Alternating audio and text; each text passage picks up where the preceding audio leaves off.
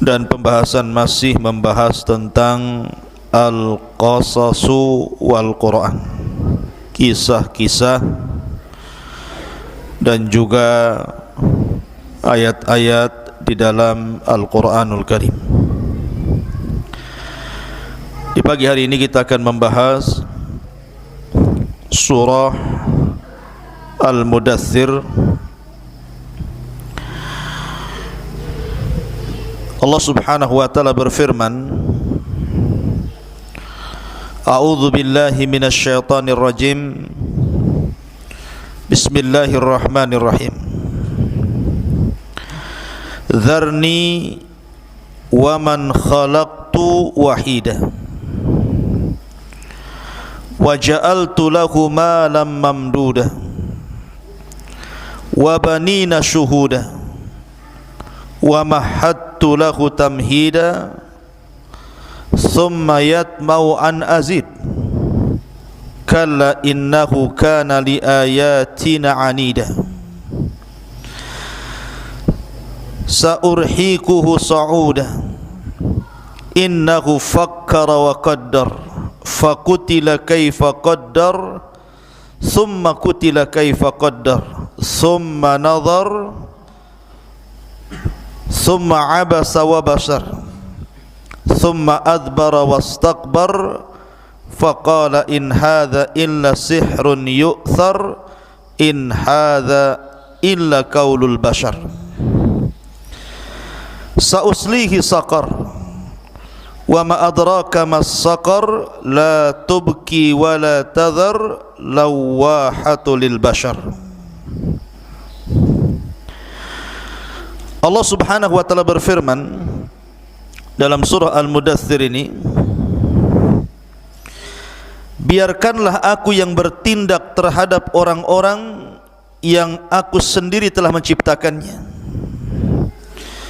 dan aku beri kekayaan yang melimpah serta anak-anak yang bersamanya, dan aku berikan kelapangan hidup seluas-luasnya. Kemudian dia ingin sekali agar aku menambah nikmatnya. Tidak bisa, sesungguhnya dia telah menentang ayat-ayat kami Al-Quran. Aku akan membebaninya dengan pendakian yang memayahkan. Sesungguhnya dia telah memikirkan dan menetapkan. Maka celakalah dia, bagaimana mungkin dia bisa menetapkan? Sekali lagi celakalah dia, bagaimana mungkin dia bisa menetapkan? Kemudian dia merenung dan memikirkan, lalu berwajah masam dan cemberut, kemudian berpaling dan menyombongkan dirinya. Tiba-tiba dia mengatakan Al-Quran itu hanyalah sihir yang dipelajari dari orang terdahulu. Ia hanyalah perkataan manusia, maka kelak aku akan memasukkan ke dalam neraka Saqar. Dan tahukah kamu apa itu Saqar? Saqar tidak meninggalkan dan tidak membiarkan yang menghanguskan kulit manusia. Ma'asyiral muslimin yang dimuliakan Allah Subhanahu wa taala, surah Al-Mudaththir ini ayat 11 dan seterusnya mengkisahkan tentang kisah seorang yang sangat dicela dalam Al-Quran. Jadi satu-satunya orang yang dicela oleh Allah Subhanahu wa taala di dalam Al-Quranul Karim. Siapa dia? Al-Walid ibnu Mughirah, ayahanda daripada Khalid ibnu Walid Saifullah. Ma'asyiral muslimin yang dimuliakan Allah Azza wa Jal, sebelum saya masuk kepada kisah yang ingin saya ceritakan, kita mengenal dulu siapa sosok Al-Walid ibn Mughirah ini. Al-Walid ibn Mughirah ini punya catatan penting dalam sejarah, terutama sejarah orang-orang Quraisy. Salah satunya adalah ketika Ka'bah mengalami kerusakan karena terjadi perang kabilah ketika itu, dan Rasul ketika itu usianya masih 15 tahun, jauh, masih belum diangkat menjadi Nabi dan Rasul. Akibat peperangan itu Ka'bah sebagiannya roboh. Akhirnya orang-orang Quraisy sepakat untuk merobohkan semuanya, kemudian membangun dari awal. Masalahnya masih terngiang di telinga mereka kisah tentang penyerangan Ababil terhadap Abraha. Kalau kemudian mereka merobohkan Ka'bah, membangun kembali dari awal, dikhawatirkan Ababil itu datang dan menyerang mereka, sehingga mereka tidak berani untuk menyentuh Ka'bah sedikit pun. Lah, di antara orang yang sangat berani adalah Al-Walid ibn Mughirah. Al-Walid ibn Mughirah membawa peralatan semacam palu. Kemudian dia mengatakan kepada orang-orang Quraisy, biarlah aku yang memulainya. Kalau memang terjadi sesuatu, maka akulah yang celaka.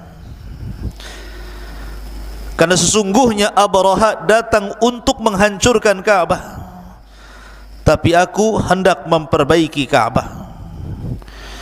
Akhirnya mulailah kemudian Al-Walid ibn Mughirah ini menghancurkan sekeping demi sekeping Ka'bah, sampai akhirnya ditunggu tidak juga datang burung ababil. Maka akhirnya orang-orang Quraisy mereka pun mengikuti Al-Walid ibn Mughirah ikut merobohkan Ka'bah, yang kemudian akhirnya direnovasi, tetapi karena dananya diharuskan dari yang halal sehingga pembangunannya tidak sampai selesai, di mana Hijr Ismail tidak masuk ke dalam Ka'bah, harusnya masuk. Tapi begitulah Allah Subhanahu wa taala kehendaki. Maka di sini ada jasanya Al-Walid ibn Mughirah. Kemudian juga Al-Walid ibn Mughirah ini digelari orang-orang Quraisy sebagai Al-Wahid. Al-Wahid itu orang satu-satunya. Maksudnya orang satu-satunya karena setiap tahun Ka'bah itu diberikan kain kiswah. Jadi ganti setiap tahun itu diganti. Lah tahun pertama untuk mengganti kiswah Ka'bah itu dananya dari kabilah-kabilah. Kemudian tahun kedua ketika penggantian kiswah Ka'bah itu dananya dari Al-Walid ibn Mughirah, satu-satunya setiap 2 tahun sekali mengganti kisah Ka'bah dengan biaya sendiri, maka disebut Al-Wahid. Karena Al-Mughirah ini, Al-Walid ibn Mughirah ini orang paling kaya, orang paling kaya saat itu, di mana dia memiliki kekayaan itu terbentang dari Mekah sampai ke Taif. Itu kebun dia tuh. Di situ ada kebun kurma, ada lembah kambing, lembah unta, macam-macam. Pokoknya orang paling kaya zaman itu adalah Al-Walid ibn Mughirah. Walaupun terkadang orang kafir semacam Al-Walid ibn Mughirah itu, toh juga keturunannya ada juga yang masuk Islam, seperti Khalid ibn Walid masuk Islam, Al-Walid ibn Walid masuk Islam, Hisham ibn Walid masuk Islam. 3 putranya semua masuk Islam. Tapi selebihnya putra-putranya kan banyak belasan itu, ada yang mengatakan 16 orang itu. Yang masuk Islam 3, yang lebihnya mengikuti agama bapaknya, agama moyangnya. Ma'asyiral muslimin yang dimuliakan Allah Azza wa Jalla, bahkan karena kedermawanannya Al-Walid ibn Mughirah ini, setiap datang musim haji selama 40 malam dia selalu menyembelih 10 ekor unta, kemudian dibagi-bagikan kepada jemaah haji makanannya. Saking dermawanannya, makanya wajar kemudian Al-Walid bin Mughirah ini dihormati oleh orang-orang kafir Quraisy, dicintai oleh orang-orang kafir Quraisy. Selain kaya, dermawan. Karena jarang orang kaya itu dermawan, rata-rata orang kaya itu pelit. Lah adapun kaitan kisah dengan kisah yang kita bawakan dalam surah Al-Mudaththir ayat 11 itu sampai terakhir, kisahnya seperti ini, ikhwan. Jadi suatu ketika Al-Walid ini datang kepada Abu Bakar Siddiq radhiyallahu anhu, kemudian bertanya soal Nabi sallallahu alaihi wasallam dan Al-Quran yang turun kepada Rasul. Maka Abu Bakar pun kemudian membacakan beberapa ayat Al-Quran, karena Al-Walid seorang penyair pujangga, sehingga dia memuji, tertarik ingin mendengarkan Al-Quran langsung dari Nabi sallallahu alaihi wasallam.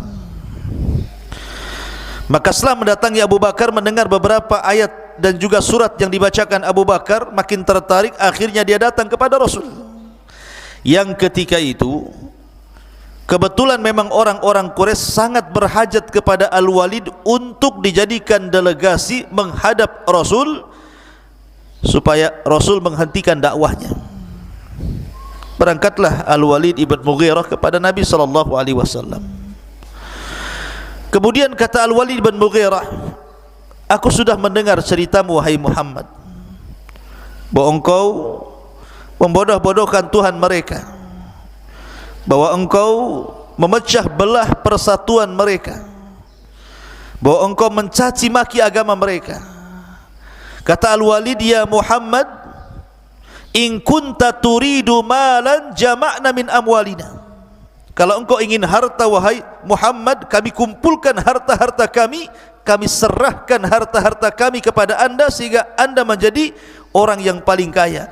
Tapi stop dakwah. Wa in kunta turidu malikan malaknak.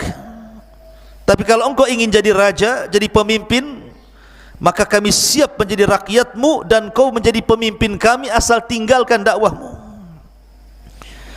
Wa in kunta turidu imra'atan jawaznaka bi ajmali fatati Quraisyin. Tapi kalau karena engkau ingin seorang wanita cantik, kami pilihkan, kita seleksi wanita-wanita cantik, kemudian kami nikahkan kepada anda, asal berhenti dari dakwahmu. Wa in kunta majnunan allajna, kalau engkau memang gila, kami carikan dokternya. Pokoknya Al-Walid menawarkan terus kepada Nabi sallallahu alaihi wasallam, sampai akhirnya Rasul mengatakan, sudah bicara wahai Walid, kata Rasul. Ya sudah, sekarang giliranku. Maka Nabi SAW mulai menjawab tentang apa yang dikatakan Al-Walid kepada dia. Dengan apa? Dengan wahyu. Nabi menjawab dengan Al-Quran. Kata Nabi SAW, beliau membacakan surah Fussilat. A'udzu billahi minasyaitonir rajim. Bismillahirrahmanirrahim. Hamim, tanzilum minar rahmanir rahim. Kitabun fussilat ayatuhu Qur'anan Arabiyyan liqaumi ya'lamun. Basyiran wa nadhiran fa'arada aktsaruhum fahum la yasma'un. Sampai kepada firman Allah Azza wa Jal, fa in a'radu faqul anzartukum sa'iqatan mithla sa'iqati 'adin wa thamud. Maka Nabi SAW membacakan surah Fussilat ini. Hamim, Al-Quran ini diturunkan dari Tuhan yang maha pengasih lagi maha penyayang.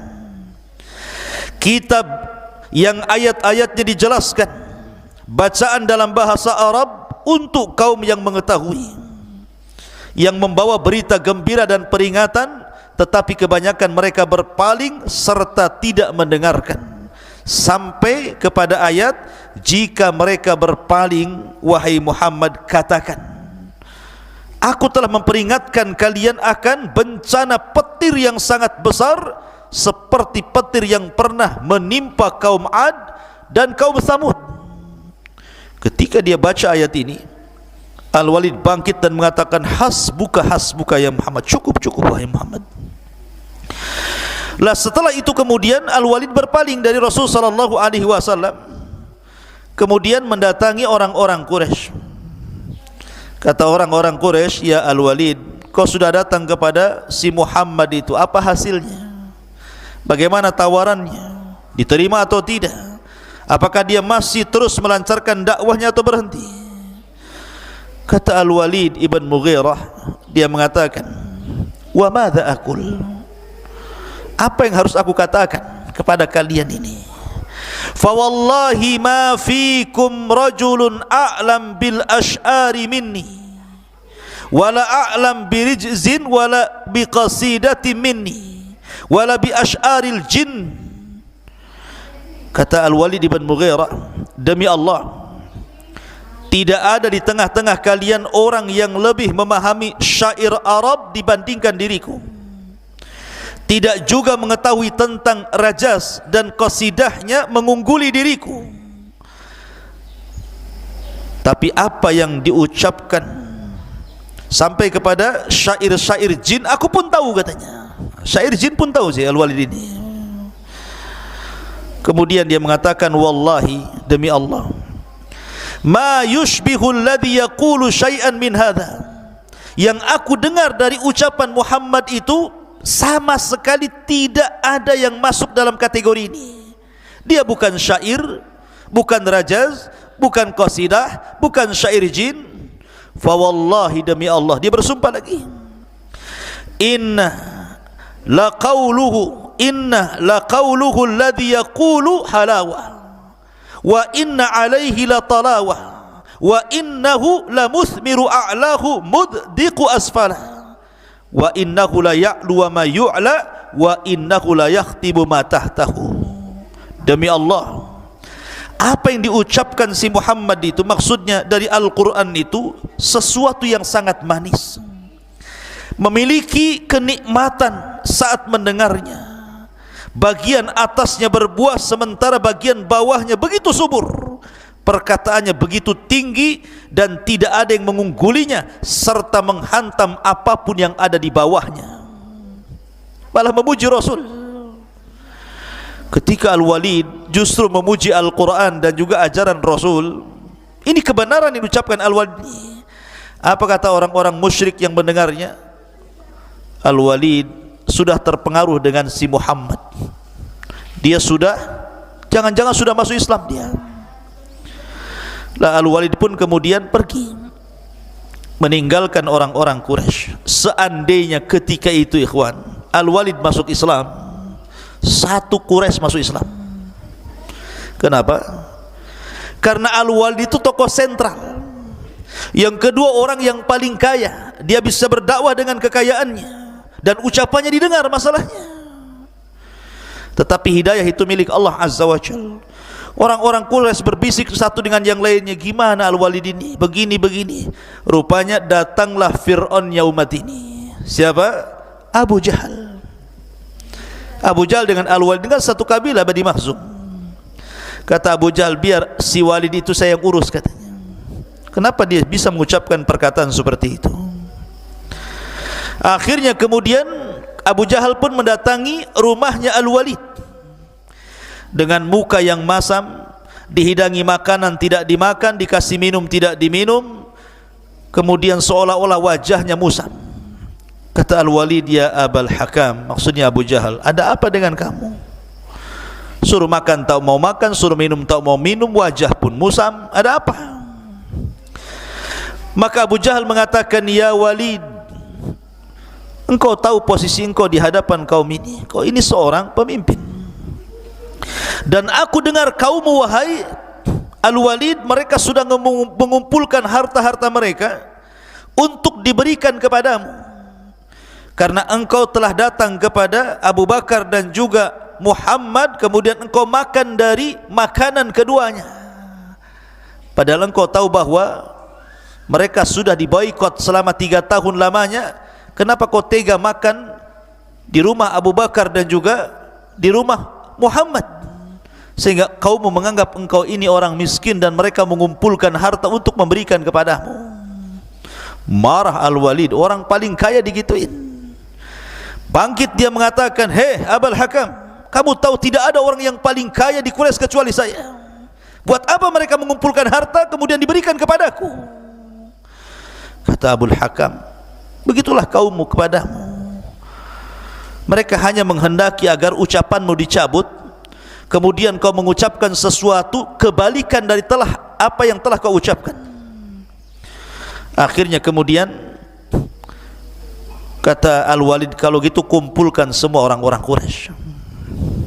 Maka berangkatlah Al-Walid dengan Abu Jahal.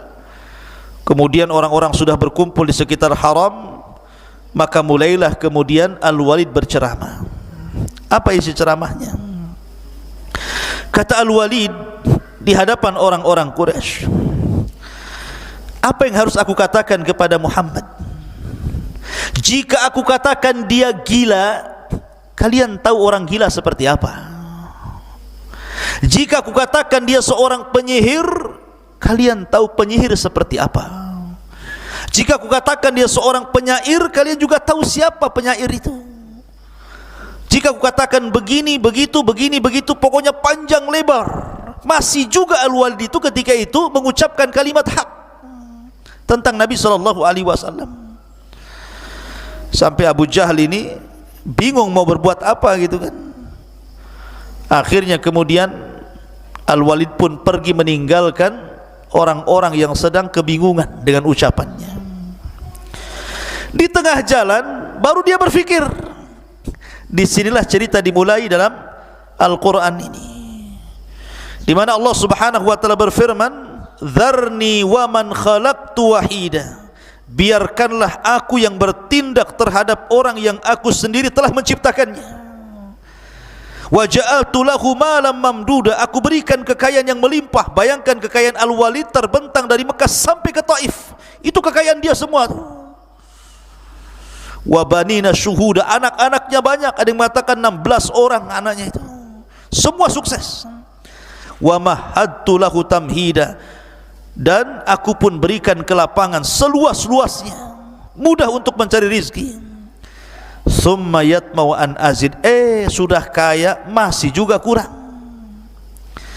Maka Allah mengatakan, kalla innahu kana li ayatina anida. Tidak mungkin ku tambah lagi nikmatnya, karena dia telah menentang ayat-ayat kami Al-Quran. Sa'urhikuhu sa'uda. Aku akan membebaninya dengan pendakian yang memayahkan. Innahu fakkara wa qaddar. Dari sini mulainya. Jadi habis ceramah Al-Walid ini, kemudian dia pulang.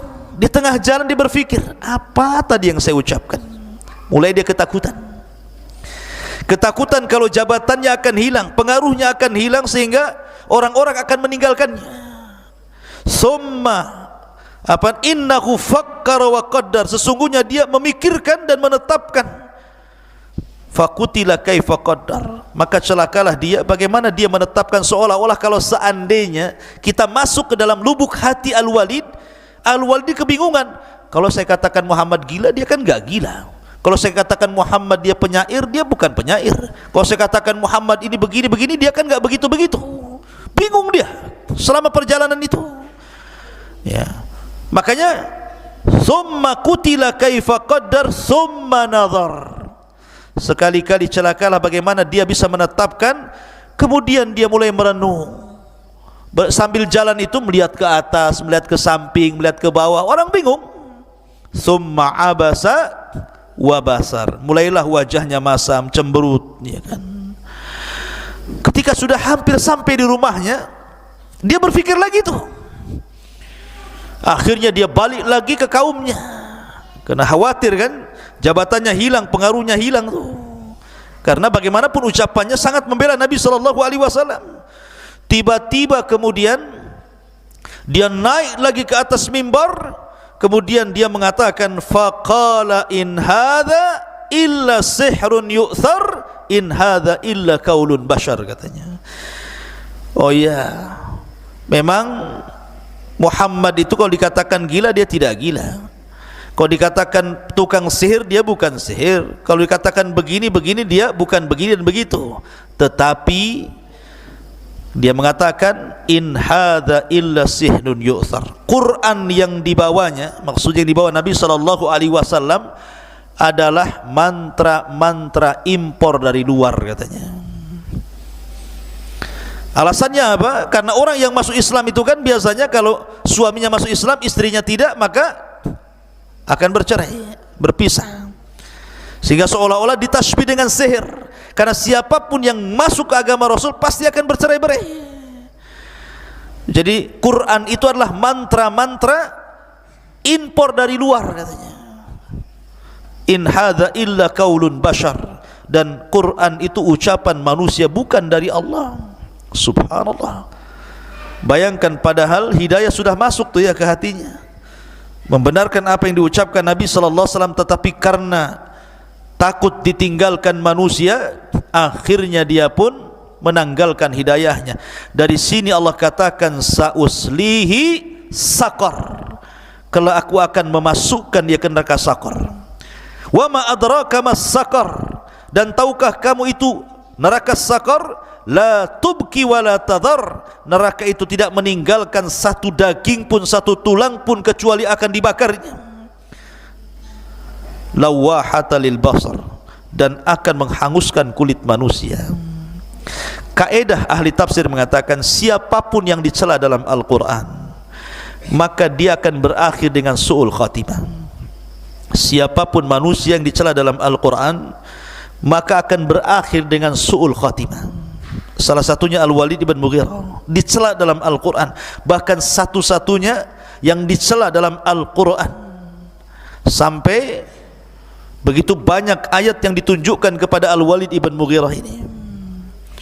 Lihat Abu Lahab dicela dalam Al-Quran, tabbat yada abi lahabin wa tab, mati su'ul khatimah. Lihat Abu Jahal dicela dalam Al-Quran, ara'aita alladhi yanha abdan idha salla, ara'aita in kana 'alal huda aw amara bittaqwa. Ini turun kepada Abu Jahal, dicela dalam Al-Quran. Abu Jahal mati su'ul khatimah. Kemudian di sini Al-Walid dicela dalam Al-Quran, sauslihi saqar, kami masukkan dia ke neraka saqar. Maka Al-Walid pun mati dalam kondisi su'ul khatimah. Siapapun yang dicela dalam Al-Quran tidak akan selamat. Tapi lihat orang-orang yang memusuhi Rasul luar biasa dengan tenaga, waktu dan dananya, tapi Quran tidak mencelanya. Belakangan mati husnul khatimah. Seperti siapa? Abu Sufyan. Abu Sufyan ini musuh Rasul, dia yang memimpin perang Uhud. Bahkan Rasul mengalami kekalahan dan hampir mati. Dia habiskan waktu tenaganya, tapi Quran tidak membicarakan Abu Sufyan. Belakangan setelah Fathu Mekah, Abu Sufyan masuk Islam dan istrinya Hindun. Bahkan keturunannya menjadi raja pertama dalam Islam, Muawiyah bin Abi Sufyan. Dan itu kaidah Al-Quran. Siapapun yang dicela dalam Al-Quran tidak akan selamat dari hidayah, tidak akan selamat dari kesesatan, dan tidak akan dapat hidayah dan mati su'ul khatimah. Ma'asyiral muslimin yang dimuliakan Allah Azza wa Jal, maka dari kisah Al-Walid ibn Mughirah ini berharganya sebuah hidayah untuk kita pertahankan. Karena Al-Walid ini sama kondisinya dengan Abu Jahal. Sebenarnya ikhwan, Abu Jahal itu tidak mengingkari apa yang dibawa Nabi SAW secara mutlak, tidak. Karena suatu ketika Abu Jahal ini pernah berbincang-bincang dengan Akhnas ibn Syurek al-Thaqafi. Jadi ada seorang yang namanya Akhnas ibn Syurek al-Thaqafi datang ke rumah Abu Jahal, Fir'aunnya umat ini. Kata Akhnas ini, ya Aba Jahlin, kita cuma berdua di rumah ini, saya ingin tanya bagaimana pendapatmu tentang si Muhammad itu. Maka Abu Jahal tiba-tiba memuji Nabi SAW dan mengatakan, wahai Akhnas, kau sudah tahu orang itu tidak pernah berdusta, dan apa yang diucapkannya itu sebuah kebenaran. Masalahnya wahai Akhnas, antara aku dengan dia itu kan beda kabilah. Karena Abu Jahal itu dari kabilah Bani Mahzum, sementara Nabi SAW dan juga Abu Talib dari kabilah Abdi Manaf, beda kabilah walaupun sama-sama Quraisy. Sementara kami Bani Mahzum itu bersaing dengan Bani Abdi Manaf untuk mengambil hati orang-orang Quraisy. Apabila Bani Abdi Manaf mereka ngasih sumbangan, kami juga ngasih sumbangan. Kalau mereka mencalonkan pemimpin, kami juga calonkan pemimpin. Kalau mereka ingin memberi makan jemaah haji, kami juga kasih makan jemaah haji. Pokoknya apapun yang mereka lakukan, kami lakukan, sehingga kami setara dengan Bani Abdi Manaf. Tiba-tiba Bani Abdi Manaf ngomong kepada kami, kami punya nabi, kalian tak punya nabi. Mana imbang? Ya, kami punya nabi, kalian tidak punya nabi. Apakah kami juga akan mengatakan kami punya nabi? Nabi dari mana kan gitu? Sebab itulah kami kalah saingan. Seandainya mereka tidak mengatakan lana nabi walastum nabi, kami nabi dan kalian tidak punya nabi, tidak dikatakan ucapan ini, tentu Abu Jahal dapat hidayah. Dari sini menunjukkan salah satu yang menghalang hidayah itu apa? Karena takabur, kesombongan, hasad dan sombong. Ini kan penyakit hasad nih, ya. Jadi yang kenapa Abu Jahal tidak masuk Islam bukan tidak tahu kebenaran, dia tahu kebenaran, dia memuji Nabi SAW, tapi karena hasad dan takaburnya dia akhirnya dia tidak masuk Islam. Itu saja sebenarnya masalah dunia, ya. Makanya penting kalau kita bicara tentang hidayah, terlampau banyak orang-orang yang sudah tahu tentang hidayah tetapi tidak mendapatkan hidayah itu. Makanya kenapa doa Nabi SAW yang diajarkan kepada kita, yang pertama kali kita minta adalah hidayah. Allahumma inna nas'alukal huda wat tuqa wal afafa wal ghina. Pertama hidayah dulu, baru ketakwaan, baru kehormatan, baru kekayaan terakhir. Wallahu a'lam bishawab. Subhanallah bihamdika asyhadu an la ilaha illa anta astaghfiruka wa atubu ilaik. Allahu ta'ala alam. Assalamualaikum warahmatullahi wabarakatuh.